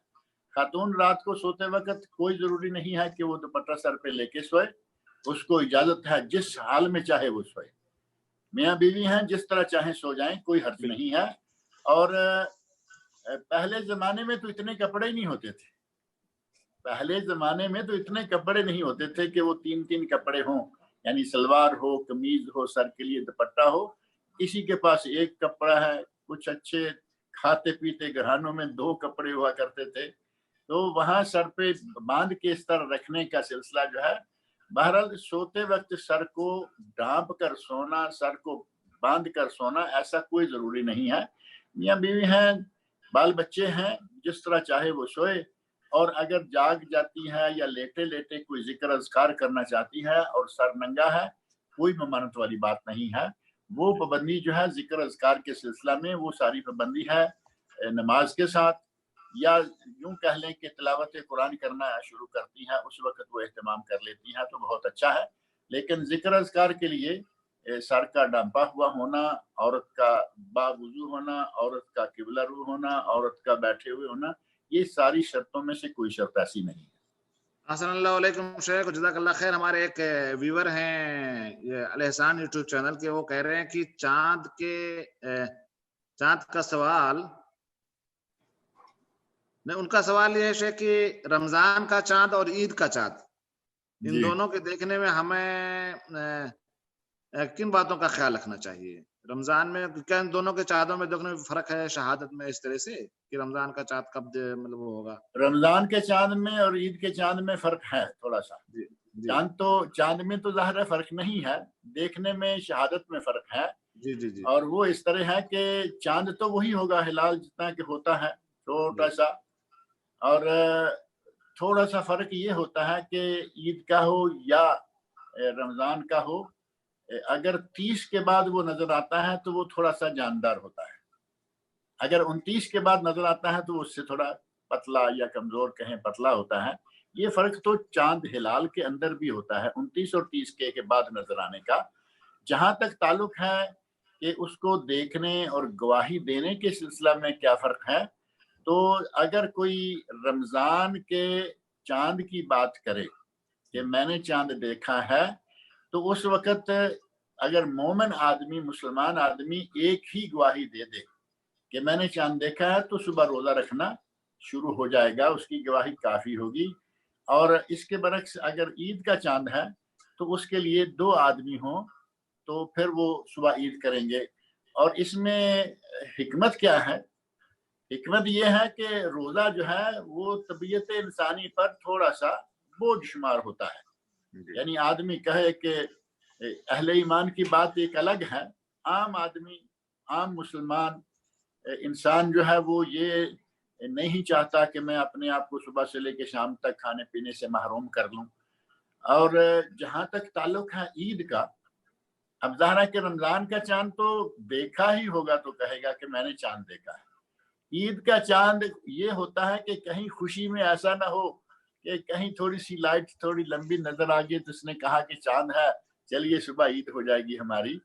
تو اس میں چونکہ وہ بھی ایک طبیعت انسانی، فطرت انسانی جو ہے وہ خوشی کے موقع کی تلاش میں ہوتی ہے، چھوٹی چیز کو بھی بڑا سمجھ کے خوشی منانے کے چکر میں آ جاتی ہے. تو اگر رمضان کا چاند ہے تو اس وقت ایک شہادت کافی ہے، اور اگر عید کا چاند ہے تو اس وقت 2 شہادت ہونی چاہیے، تاکہ اگر کسی ایک کے دل میں ایسا آیا ہی ہے کہ یہ چاند ہی ہے تو دوسرا اس کے ساتھ مؤید ہو، اس کے ساتھ دوسرا گواہی دینے والا جو ہے اس کا ہیلپر بھی موجود ہو. 2 گواہیاں ہوں تو پھر صبح عید کی جائے گی، اور ایک گواہی ہو تو صبح روزہ رکھنا شروع کر دیا جائے گا. یہ فرق تھوڑا سا جو رکھا گیا ہے. جی جی جی السلام علیکم شیخ صاحب، آپ کا نیٹ آپ کو کہیں نہ کہیں تھوڑا سا دھوکہ دے رہا ہے، وہ تھوڑا ویک ہو رہا ہے، آپ کی آواز تھوڑی کٹ کٹ کے آ رہی ہے ہمارے پاس. تو بہرحال ہمارے شیخ ایک سوال اور یہ ہو ہے سکتا کہ کوئی صاحب، ہاں کوئی صاحب ہے وہ سوال کر رہے ہیں کہ ہمارا ایک سوال اور ہے کہ جی عید کے روز جو ہم بچوں کو، یعنی عام بچوں کے بارے میں پوچھ رہے ہیں کہ جو ہم عام بچوں کو باہر جاتے ہیں تو راستے مل گئے تو کہیں ہم ان کو عیدی جو دیتے ہیں، تو کیا یہ عیدی ہم زکوٰۃ اور صدقے کے پیسے سے دے سکتے ہیں کہ اپنے جیب خاص سے ہی دینا ضروری ہے؟ جہاں تک عیدی دینے کی بات ہے نا، عیدی عموماً دی جاتی ہے اپنے بچوں کو، اپنے گھر والے بچوں کو، اپنے نواسوں کو، اپنے پوتوں کو، اپنے رشتہ داروں کو. گلی محلے کے بچوں کو عیدی نہیں دی جایا کرتی. لیکن اگر کوئی دیتا ہے تو نہ اپنے نواسوں کو، پوتوں کو عیدی جو ہے وہ زکوٰۃ کے پیسے سے دینی ہے، اور نہ باہر والے بچوں کو عیدی کے نام سے زکوٰۃ والے پیسے دینے ہیں. اگر آپ نے کسی کو زکوٰۃ دینی ہے تو عیدی کے لیے تو آپ کے سامنے ہو سکتا ہے کہ گاؤں کے چیئرمین کا بیٹا بھی ہاتھ کھڑا کر دے کہ مجھے عیدی چاہیے. اب کیا خیال ہے کہ وہ جو گاؤں کا چیئرمین ہے، گاؤں کا سب سے بڑا مالدار ہے، اس کا بیٹا فقیر ہوگا، مسکین ہوگا؟ وہ تو مستحق ہی نہیں ہے زکوٰۃ کا. عیدی اور چیز ہے، یہ ایک رسم و رواج میں سے چیز ہے. جہاں تک تعلق ہے زکوٰۃ کا، تو زکوٰۃ کے پیسے کو صرف وہاں جانا ہے، صرف اسے دینا ہے جو زکوٰۃ کا مستحق ہو. اگر آپ کو معلوم ہے کہ یہ بچہ اس گھر سے آیا ہے جس گھر کے لوگ زکوٰۃ کے مستحق ہیں، تو انہیں اگر وہ بچے کے ہاتھ میں بچہ عیدی سمجھ کے لے جائے گا، اسے کہو کہ جاؤ جا کے اپنے گھر میں اپنے ابا کو دے دو، اماں کو دے دو، فلاں کو دے دو، اور آپ کو معلوم ہے کہ یہ اندر لے جائے گا، وہ بیچارے محتاج ہیں، ضرورت مند ہیں، تو وہ اس عیدی سے فائدہ، یعنی مسئلہ وہی رہے گا کہ اگر وہ سامنے والا مستحق ہے اس کے بچے کے ہاتھ میں دیں، اس کے بڑے کو دیں، لیکن دیں مستحق کو. اور اگر آپ اپنی جیب خاص سے عید بانٹ رہے ہیں، جو خوشی کے موقع پہ لوگ پیسے بانٹنے شروع کر دیتے ہیں، اگر آپ ایسا کر رہے ہیں تو ٹھیک ہے، لیکن وہ زکوٰۃ کے پیسے سے نہ ہو، وہ آپ کے اپنی جیب خاص سے ہو. اور رسم پوری کریں تو اپنی جیب سے کریں، اسلام کے نام سے یا اللہ کے کھاتے میں سے وہ رسم کیوں پوری کر رہے ہیں؟ جی السلام علیکم شیخنا. ایک بھائی سوال کر رہے ہیں کہ عام طور سے وہ لوگ الوداع جمعہ منایا کرتے تھے، شاید اب تو الوداع جمعہ ماننا ہے، ان کے پاس کوئی وہ جواز بچا نہیں، تو وہی پوچھ رہے ہیں کہ رمضان چاند سے نہیں بچا، اب چاند سے نہیں بچا، نہیں تو شاید کم تو نہ کرتے. جی نہیں تو شاید وہ یہ پوچھنا، حکم جاننا چاہتے ہیں شیخ کہ رمضان کے قریب جمعہ کو الوداع جمعہ کہنا صحیح ہے کہ نہیں صحیح ہے؟ رمضان کے آخری جمعہ کو جمعۃ الوداع کہنا صحیح نہیں ہے، کیونکہ وہ تو جمعہ ہی ہے. اگر آپ نے الوداع کرنا ہے تو رمضان کو کرنا ہے، نہ کہ جمعہ کو. جمعہ تو 8ویں دن کے بعد پھر آ جائے گا، لہذا جمعۃ الوداع کہنا رمضان کے آخری جمعہ کو، یہ ویسے اصطلاح بھی صحیح نہیں ہے. اس میں جو کچھ ہمارے یہاں کام کیے جاتے ہیں یا کرتوت کیے جاتے ہیں وہ بھی صحیح نہیں ہے. ابھی ایک سوال کے جواب میں نے کل پرسوں یہ بات کہی تھی، شاید دوسرے پروگرام میں، کہ کچھ لوگ جو ہیں وہ یہ جو الوداعی کے کھاتے میں ہے نا جمعۃ الوداع میں، انہوں نے کئی ایسے کام رکھے ہوئے ہیں جن میں سے ایک ہے قضاء عمری. قضاء عمری کا آپ تو جانتے ہیں، قضاء عمری کے لیے انہوں نے رکھا ہے کہ آخری جمعہ ہو، یعنی جمعۃ الوداع ہو، جمعہ اور ظہر اثر کے درمیان کا، ظہر اثر کے درمیان کا جو عام دنوں میں وقت ہوتا ہے، جمعہ کے دن جمعہ اور اثر کے درمیان کا وقت ہو، اور فجر کی 2 سنتوں سمیت. اب یہ فجر، ظہر، عصر، مغرب اور عشاء 5 نمازیں مسلسل پڑھ لیں بالترتیب، اور اس کے بعد 4 رکعتیں اور پڑھیں. اور یہ 4 رکعتیں جو ہیں ان کا نام رکھا گیا قضاء عمری. کہتے ہیں کہ ساری عمر کی جتنی نمازیں قضا ہوئی ہیں وہ ساری کی ساری معاف ہو جائیں گی. یہ ہمارے مولوی حضرات فتویٰ دیتے رہتے ہیں اور لوگوں کو بدعملی پر ابھارتے رہتے ہیں، بدعملی کی ترغیب دیتے رہتے ہیں. آپ اندازہ کر سکتے ہیں کہ اگر کسی کو یہ پتہ چلتا ہے اور وہ سمجھتا ہے کہ ہمارے مولانا نے صحیح کہا ہے، تو وہ تو یہی کرے گا کہ جب جی چاہا نماز پڑھ لی، جب جی چاہا چھوڑ دی. اسے معلوم ہے کہ مولوی صاحب کے پاس نسخہ ہے وہ ہم بھی استعمال کر لیں گے. اور نسخہ کیا ہے؟ جمعۃ الوداع میں یعنی رمضان المبارک کے آخری جمعہ میں جا کے ہم قضاء عمری پڑھیں گے. پچھلے سال کی ساری نمازیں گئیں، بلکہ پچھلی عمر کی وہ قضاء عمری کا لفظ ہے. تو یہ جمعۃ الوداع کے نام سے قضاء عمری اور جو بھی چیزیں اور اسی کے ساتھ ہی شبینہ ہے، رات کو جو ساری ایک ہی رات میں سارا قرآن ختم کر دینے والی چیزیں ہیں، یہ چیزیں جو ہیں یہ لگائی گئی ہیں، جبکہ جمعۃ الوداع یہ نہیں ہے، یہ جمعہ ہے، جمعۃ المبارک ہے. رمضان کو آپ الوداع کر رہے ہیں، وہ بھی عید تک رہے گا. جمعہ چاہے 7 دن پہلے آ جائے وہ الوداع کر دیتے ہیں، لیکن عید کے دن جا کے جو الوداع ہوتا ہے وہ جمعہ نہیں.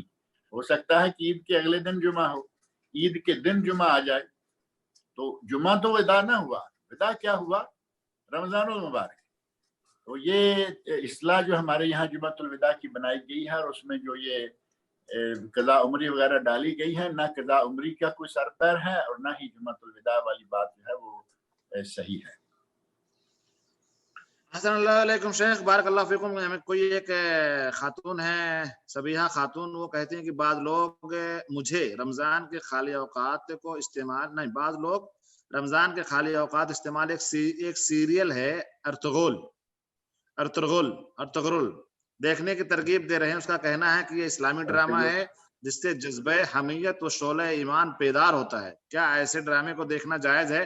طبعا میں نے جواب دے دیا کہ جائز نہیں ہے، لیکن وہ آپ سے سننا چاہیں گے تو زیادہ اچھا. اللہ تعالیٰ آپ کو جزائے خیر دے، آپ نے جواب صحیح دے دیا ہے کہ جس کا نام ہی آپ کو 3-4 مرتبہ کہنے کے باوجود نہیں آیا، وہ جائز کہاں ہوگا.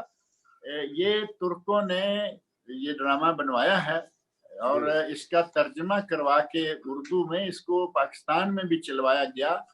اور پاکستان کے ایک بڑے معتبر عالم ہیں اور بڑے ذمہ دار قسم کے محدث قسم کے عالم ہیں، شیخ ابو یحییٰ نور پوری حافظہ اللہ. اتفاق سے ان کا ایک کلپ ہے اس ڈرامے کے بارے میں. لوگوں نے پوچھا ڈرامہ ڈرامہ ڈرامہ، تو انہوں نے کہا کہ بھائی میں تو ڈرامہ دیکھتا نہیں ہوں، لیکن لوگوں نے بقصد پوچھا کہ لوگ ترغیب دلاتے رہتے ہیں ڈرامہ دیکھنے کی، اور یہ ڈرامہ خاص طور پر. تو میں نے کچھ معلومات جمع کی ہیں، ان سے پتہ چلتا ہے کہ یہ ڈرامہ بھی عام ڈراموں کی طرح ہی ہے. فحاشی اس میں ہے، اوریانی اس میں ہے، اور تصوف کو ترویج اس میں دی گئی ہے. ابن عربی کو بڑا قائد بنا کے پیش کیا گیا ہے، جبکہ وہ علماء کرام نے اس کو زندیق اور مرتد کہا. صوفی نہیں، صرف زندیق مرتد کہا گیا، سزا دی گئی، اسے قتل کیا گیا اسی جرم میں، جسے ہمارے صوفی حضرات اپنا امام اکبر مانتے ہیں. تو اس میں اس کو قائد مانا گیا ہے، اور کہا کہ جو برائیاں عموماً ڈراموں میں ہوتی ہیں ان پر ایک برائی زیادہ یہ ہے کہ اس میں تصوف کو ترویج دی گئی ہے، جس کا اسلام سے کوئی علاقہ ہی نہیں ہے. لہذا یہ ڈرامہ جو ہے اس نیت سے دیکھنا کہ یہ کوئی بڑا پاک قسم کا مٹیریل پیش کر رہا ہے، ایسا نہیں ہے. اور اس میں تاریخ کو بھی مسخ کیا گیا ہے. جو دولت عثمانیہ کی تاریخ بیان کرنے کے حوالے سے ڈرامہ دیا جا رہا ہے، ان کا کہنا ہے کہ اس میں تاریخ بھی صحیح بیان نہیں کی گئی. یعنی اپنی مرضی سے کچھ بنا کے انہوں نے لوگوں کے سامنے ایک دلچسپی بنا لی. اس میں ہر چیز موجود ہے جو کہ باقی عام ڈراموں میں ہوتی ہے. اس کا دیکھنا بھی جائز نہیں ہے. حسن اللہ علیکم شیخنا، بارک اللہ فیکم. شیخ وقت تو بہت کم بچا ہے، لیکن ایک 5 منٹ شیخ ہے سوال ہے. میں اصل میں یہاں پہ خواتین اور مرد و خواتین دونوں کے سوالات ہیں. اب میں بڑا کنفیوز میں ہوں کہ میں کروں تو کیا کروں، لیکن زمانے کے ساتھ میں بھی چلتا ہوں کہ لیڈیز فرسٹ. تو اس حساب سے میں بھی یہاں پہ ایک خاتون ہے، اور لیکن ان کا سوال شیخ تھوڑا سا اگر وہ مؤخر کر دیتے تو زیادہ اچھا تھا، لیکن چونکہ سوال پوچھ دیا شیخ تو میں سمجھتا ہوں تھوڑی سی وضاحت آپ کر دیں. خاتون ہے فائقہ انبر، وہ کہتی ہیں کہ السلام علیکم ورحمۃ اللہ وبرکاتہ، برائے مہربانی آپ مجھے طواف افاضہ کے متعلق بتائیں. جبکہ حج تو پتہ نہیں، ابھی حج کا مسئلہ ہے ابھی، لیکن وہ پوچھ رہی ہیں تو شیخ بتانا ضروری ہے، تو تھوڑا سا مختصر بتائیں شیخ صاحب، جزاک اللہ خیر. طواف افاضہ کے بارے میں وہ کیا پوچھنا چاہتی ہے؟ طواف افاضہ جو ہے یہ حج کا رکن ہے. پتہ نہیں انہوں نے اتنا ہی لکھا ہے، حج کا رکن ہے بس. جی جی جی ہاں، طواف افاضہ حج کا رکن ہے. جی، اور اگر کوئی طواف افاضہ نہیں کر پاتا تو اس کا حج مکمل نہیں ہوتا، کیونکہ اگر وقتی طور پر طواف افاضہ کسی کا رہ گیا، ایک ہے طواف ودا، اگر وہ کسی کا رہ جائے، عورت کو مینسز شروع ہو گئے، وہ چھوڑ کے چلی جائے، کوئی بات نہیں۔ طواف افاضہ، طواف حج، یہ جو طواف ہے، اس طواف کے بغیر حج مکمل نہیں ہوتا۔ اگر کوئی چھوڑ کے آ جائے تو جب تک وہ واپس جا کے وہ طواف نہ کرے اس وقت تک اس کا حج مکمل نہیں ہوگا۔ حج وداع کی گنجائش ہے کہ عورت چھوڑ دے، خاص طور پر وہ عورت جس کو مینس سے شروع ہو جائے، وہ سمجھے کہ اس کی طرف سے اللہ رب العزت نے اس کو اجازت دے دی۔ نبی صلی اللہ علیہ وسلم نے ارشاد فرمایا ہے کہ حائضہ عورت سے طواف وداع جو ہے وہ ساخت کر دیا گیا۔ اگر مرد بلا ضرورت چھوڑ کے بلا عذر چھوڑتا ہے تو اس کو اس پر دم دینا پڑتا ہے، قربانی کا ایک جانور وہاں ذبح کرنا پڑتا ہے۔ لیکن طواف افاضہ نہ دم سے ختم ہوگا نہ کسی اور چیز سے، طواف افاضہ کرنا ہی ہوگا۔ اور اگر کسی کا طواف افاضہ رہ جاتا ہے اور عورت کو مینسز شروع ہو جاتے ہیں اور وہ باہر کے ملک سے آئی ہوئی ہے، وہ دوبارہ آ بھی نہیں سکتی، تو اس کے لیے ظاہر ہے کہ بہت ہی عجیب سی صورتحال پیدا ہو جاتی ہے۔ اس صورتحال میں بعض اہل علم نے یہ تک کہا ہے کہ اگر تو وہ دوبارہ آ سکتی ہیں تو آ کے طواف کرے، طواف وداع، طواف افاضہ کرے تاکہ اس کا حج مکمل ہو جائے۔ مثال کے طور پر کوئی ملک کے اندر سے ہے اور وہ اس کے لیے آنا دوبارہ اتنا مشکل نہیں ہے، وہ جیسے مینسز ختم ہو اور اسے موقع بنے وہ آ کے طواف کرے۔ اور اگر کوئی ملک سے باہر ہے اور اس کے واپس آنے کا چانس تقریباً ناممکن ہے، تو ایسی عورت کے بارے میں کہا گیا کہ وہ کوئی انجیکشن لے کر اس مینسز کو روک کر طواف افاضہ کرے اور پھر جائے۔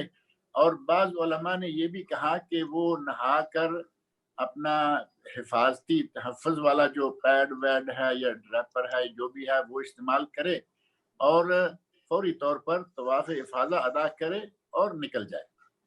اس کی بہت اضطراری حالت میں اس چیز کی بھی اجازت دی گئی ہے۔ جی احسن اللہ علیکم شیخنا، بارک اللہ فیکم۔ سوالات بہت سارے ہیں، خواتین کے بھی ہیں اور مردوں کے بھی ہیں، لیکن کل انشاءاللہ کل سے انشاءاللہ اجازت نہیں دے رہا ہے، اس لیے میں آپ سارے لوگوں کو جو زوم میں ہیں یا جو یوٹیوب چینل کو دیکھ رہے ہیں، سیم ٹائم میں شیخ صاحب اتوار، سوم، منگل اور بدھ کو آتے ہیں، تو آپ حضرات ضرور آئیں، 5 سے 6 کنیکٹ کریں ہمیں اور ان سوالات کو سنیں۔ اللہ تبارک و تعالیٰ سے دعا ہے کہ اللہ تبارک و تعالیٰ ہم نے جو کچھ بھی سنا ہے اس کے اوپر عمل کرنے کی توفیق عطا فرمائے۔ آخر میں پھر ہم شیخ صاحب کا شکریہ ادا کرتے ہوئے آپ تمام ناظرین کا ایک بار پھر شکر گزار ہوں کہ آپ لوگ اپنا قیمتی وقت نکال کر کے آتے ہیں، بیٹھتے ہیں، سنتے ہیں۔ اللہ تبارک و تعالیٰ ہم سب کو اس کے اوپر عمل کرنے کی توفیق عطا فرمائے۔ وصلی اللہ علی نبینا محمد وعلی آلہ وصحبہ وسلم۔ السلام علیکم ورحمۃ اللہ وبرکاتہ۔ وعلیکم السلام ورحمۃ اللہ وبرکاتہ۔